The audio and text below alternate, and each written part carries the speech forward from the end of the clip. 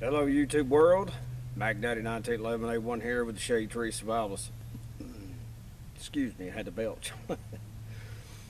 The E.B.R chassis.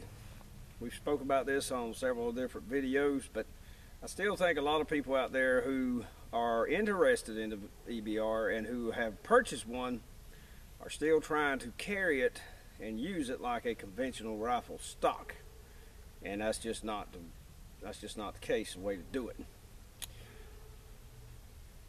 The number one complaint, as I've stated, and as many other people who have purchased them have with the E.B.R chassis from Sage International, is the weight. Okay, you're adding about 3 pounds to a 9.5 pound rifle. Okay, if you have a national match medium weight or heavyweight barrel, you can add another pound to each one of those different barrels. They are heavy. It is not much heavier than a match grade version of the rifle in a Macmillan A3 stock or A2 or whatever the case may be. The very stiff, very heavy fiberglass stocks that Macmillan manufactures, and there are several others. The advantage is this right here. Okay, the way the straps, the way you can set up the straps, you can carry it like a machine gun. Okay, like an M60 or M240 or whatever the case may be. You've got a forward hard point for a sling up here on the fore end that can be moved from the left side to the right side or right side to the left side, just whichever way you want to work with it. And at the rear of the stock, near the receiver here, you have a double hookup point, hard point for a strap, right side or left side. And on the rear of the stock, right back here where my finger is, it's probably obscured by a little bit of camouflage material. There's another hard point on that side, and another one here on by my thumb on the rear also. I've tried those out. It just it didn't work for me. Okay, not for what I had intended on using it. Okay, if you're shooting in a conventional situation like for a national match or whatever the case may be, the strap system on a conventional rifle, the way it's set up, is designed to help you stabilize the rifle and make you a much more stable shooting platform. Okay, but the failing of it is because it is connected to the front of the foregrip up here where the bipod is, and to the toe of your standard normal rifle. That's pretty much all it's good for, transportation or just stabilization. The way this one's set up, you can carry the rifle in a low ready, walking down a trail, through city streets or whatever, and if you encounter something, you can go straight to it and just wear their asses out. And it helps stabilize you very well. Now, on the trip that I took to South Georgia here a couple of months ago to see Uncle Fester and meet Irish, we got out to the Southwestern Shooting Association's range, and I've got to shoot out to 330 yards and did fairly well with it. But what I couldn't get on video because the camera's memory was maxed out and the battery was about dead when I got out there, was we also shot offhand out to 200 yards at a human-sized silhouette, and I was the very first one on my very first shot to hit the steel target, the silhouette target, in offhand, just like this here. Okay, the strap helped immensely to carry the weight of the rifle and to stabilize the rifle, and I made the shot. I shot 3 times, I hit twice, and the third one barely missed. I mean, I could see right where it went, but I did miss. Irish and his bolt gun, it weighs about 13.5 pounds. Very, very accurate rifle, no doubt. Missed his first shot. Okay, so the strap and the way it's set up is, it really helps stabilize the rifle.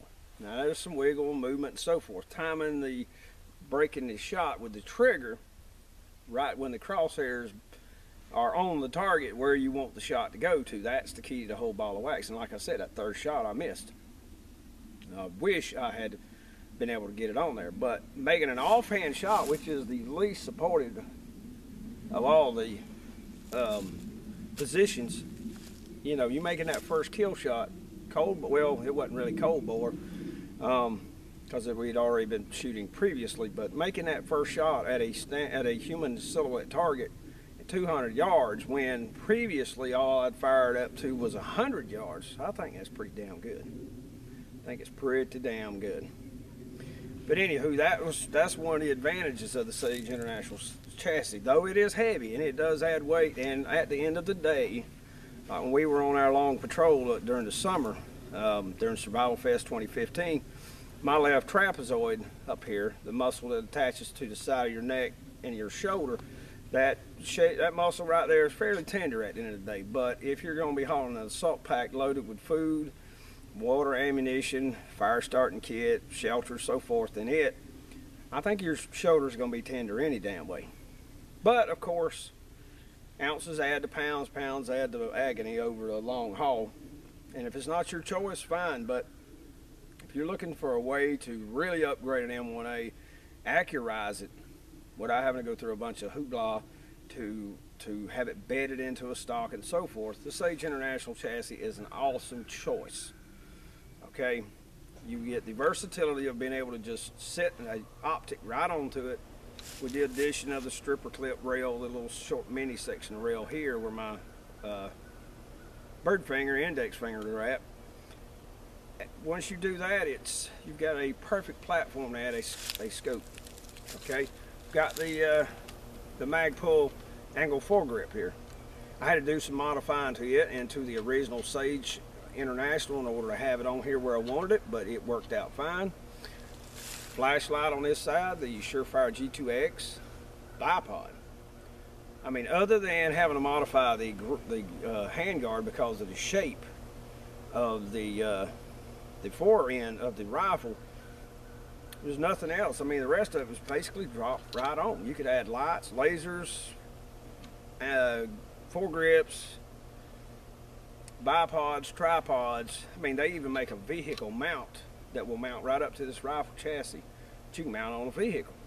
Okay, it's just a great versatile all-around chassis if you can deal with a little bit extra added weight. I love it, simple as that. So if you have any questions about the Sage chassis, I hope this helped answer some of those, especially about hauling this baby around. Another advantage is some of the cover over here we were having to go through during the summertime is so dense. The only way to go through it was go under it. We actually had to crawl on our belly. Okay, and as long as I was aware of where the barrel was, the muzzle, and tilted it in such a way that it wouldn't dig into the ground, I could get on my hands and knees and crawl around, and the rifle just was off the ground. All right, the only thing that would make this Blackhawk Tactical strap any better would be a quick adjustment, one-hand adjustment, so I can really quickly shorten or lengthen it out and have maybe some type of stop so it'll stop in the exact spot I want it to. But right now, I mean, it's set up perfect. It's absolutely perfect for me. So there you go, ladies and gentlemen. But anywho, thank you very much for watching. This is Mac Daddy 1911A1 and old Betsy. We appreciate y'all watching. Thank you very much.